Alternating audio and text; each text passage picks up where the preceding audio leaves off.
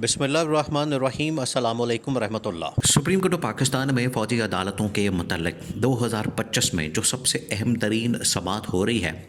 वो है, और इसमें है जो फ़ैसला निकलना है, अगर तो मेरिट के ऊपर इंसाफ के मुताबिक फ़ैसला निकला,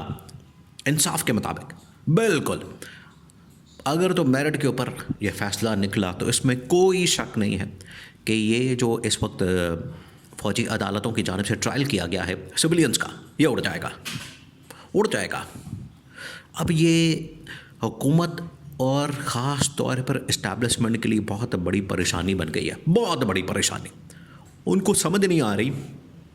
कि 26वीं आईनी तरमीम करके जिस बेंच को हमने तो अपने कंट्रोल में रखने के लिए बनाया था, ये जो इस वक्त सुप्रीम कोर्ट ऑफ पाकिस्तान के अंदर 7 रुकनी आईनी बेंच इसकी समाअत कर रहा है, ये 7 रुकनी आईनी बेंच है, ये तो बना ही इसके नतीजे में है, ये 26वीं आईनी तरमीम के नतीजे में। और 26वीं आईनी तरमीम की हुकूमत ने तो ये सारा कुछ किया था अपनी मर्ज़ी के लिए, अपनी मर्ज़ी के फ़ैसले लेने के लिए, अपनी मर्ज़ी के जजेस बैठा के, अपनी मर्ज़ी के लोग लगा के, अपनी मर्ज़ी के वहाँ पर बेंच बना के, वो तो किया था इन लोगों ने अपनी मर्ज़ी से कि जब कोई ऐसा मसला पड़ेगा, ज़रूरत पड़ेगी तो अपनी मर्ज़ी के फ़ैसले ले लेंगे। अब यहाँ पर जजेस जो है वो सीधे खड़े हो गए। 7 रुकनी जो आईनी बेंच फ़ौजी अदालतों के मतलब जो समाअत कर रहा है, उसके अंदर तो फ़ौजी अदालतों के वजूद को चैलेंज कर दिया क्या, उनके ऊपर तो सवाल उठा लिया क्या,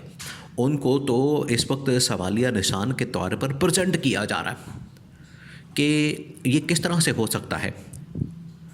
कि आपके मुल्क के अंदर ऑलरेडी पाकिस्तान में एक निज़ाम इंसाफ है, अदलिया का एक पूरा निज़ाम है, जुडिशरी का पूरा एक निज़ाम है, वो अगर यहाँ पर पैरेलल आप उसके एक फ़ौजी अदालतों का निज़ाम खड़ा कर देंगे तो ये पूरे मुल्क के निज़ाम को, इंसाफ के निज़ाम को तबाह बर्बाद करने की बात है कि एक तरफ आप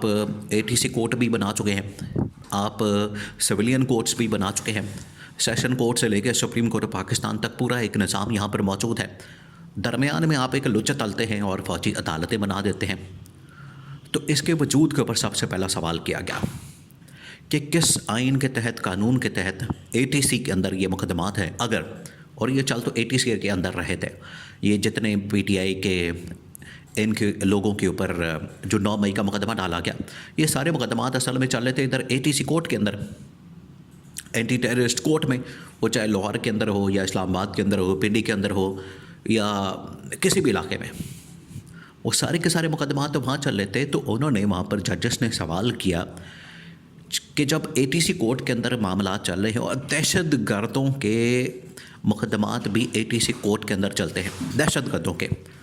तो इन्होंने 9 मई वालों ने कौन सी ऐसी दहशतगर्दी कर दी थी कि इनके मुकदमात आप पकड़ के तो ले गए फ़ौजी अदालतों में। जब ऑलरेडी आपके पास एटीसी कोर्ट्स मौजूद हैं तो उधर ये मुकदमात चलने दें। तो कहाँ ये फ़ैसला किया गया,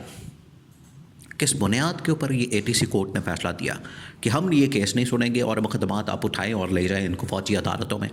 वहाँ पर जजेस ने सवाल किया, जिसमें जस्टिस मुसर्रत हिलाली, जस्टिस मोहम्मद अली मज़हर, ये इन लोगों ने, जस्टिस जमाल मंदोखेल, उसने तो खैर पहले दिन जो रिमार्क्स दिए उसने तो उड़ा के रख दिया। उसने कहा कि ये तो इख्तियारात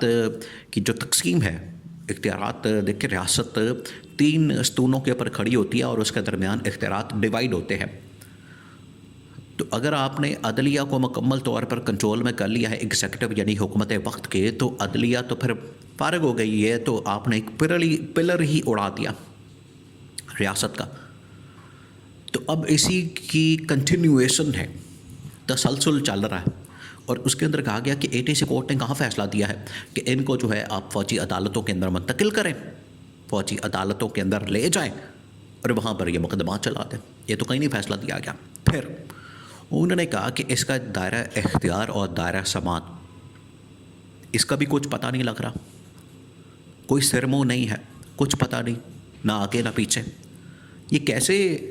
फ़ैसला हो रहा है इसका कि यहाँ पर इसका दायरा इख्तियार है, इसका दायरा समाअत है कि आप इसको यहाँ पर चला सकते हैं,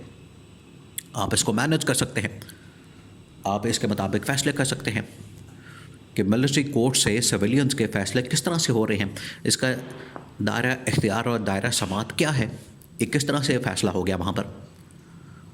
इसके ऊपर भी सवाल किया गया। फिर जो एक और अहम तरीन मामला उठा दिया गया, देखिए ये वो सारी बातें आज जो सुप्रीम कोर्ट ऑफ पाकिस्तान में, जो पाकिस्तान का सबसे बड़ा फोरम है, सबसे बड़ा, इससे छोटा तो कोई नहीं फोरम है पाकिस्तान के अंदर,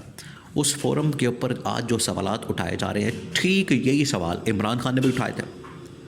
जिन दिनों में ये फ़ौजी अदालतें बनी थी और इनके मुकदमात उधर चलाने की बात हुई थी, इमरान खान ने कहा था कि ये किस तरीके से यहाँ पर आप मुंतकिल करना चाहते हैं, मुकदमात वहाँ पर ले जाना चाहते हैं, किस बुनियाद पर, कोई वजह भी तो बताएं, कोई उसमें लॉजिक भी तो होनी चाहिए। लॉजिक आप देते कोई नहीं, रीज़न कोई देते नहीं, आप उठा के बंदों को मिलिट्री कस्टडी में पहले देते हैं, उनके ऊपर टॉर्चर करते हैं, उनको रंदा फेरते हैं, उनको डंडा देते हैं, बाद में आप सज़ाएँ दे के तो उनको भेज देते हैं। ये तो सेम सवालात वही वाले जो इमरान खान करता है। अब आखिर में जो सबसे अहम तरीन सवाल है, आखिर में सबसे अहम, वो ये कि केसेस का फ़ैसला हो गया, मुकदमात सुना दिए गए और उनकी सज़ाएं भी हो गई, तो फ़ैसले कहाँ हैं? सज़ा जब हो जाती है तो जज की जानिब से